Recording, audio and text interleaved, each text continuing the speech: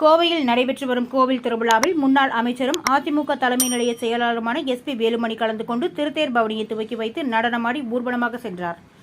கோவை சுகுணாபுரம் மைல்கல் பகுதியில் அழமை வாய்ந்த சக்திமிக்க அருள்மிகு ஸ்ரீ சக்தி மாரியம்மன் திருக்கோவில் திருவிழா வெகு விமர்சையாக நடைபெற்று வருகிறது.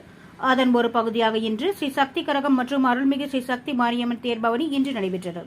இந்த விழாவில் முன்னாள் அமைச்சரும் அதிமுக தலைமை நிலைய செயலாளருமான SP வேலுமணி கலந்து கொண்டு அருள்மிகு ஸ்ரீ சக்தி மாரியம்மன் தேர்பவனியை துவக்கி வைத்து சிறப்பித்து பக்தர்களுடன் உற்சாகமாக நடனமாடி ஊர்வலமாக நடந்து சென்றார்.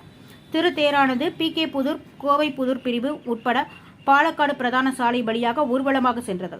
அருள்மிகு ஸ்ரீ சக்தி மாரியம்மன் அலங்கரிக்கப்பட்ட தேரில் பக்தர்களுக்கு காட்சி அளித்தது. மேலும் இந்த விழாவில் ஏராளமான பெண்கள் அம்மனுக்கு பால்குடம் எடுத்தும், முளைப்பாரிகள் எடுத்தும், பூச்சட்டிகள் எடுத்தும் நேர்த்திக்கடன் செய்தனர். மேலும் இளைஞர்களின் சிலம்பாட்டம், வானவேடிக்கை என்று திருவிழா களை கட்டி வருவதால் கோவை சுகுணாபுரம் பகுதி முழுவதும் விழாக்கோலம் பூண்டுள்ளது.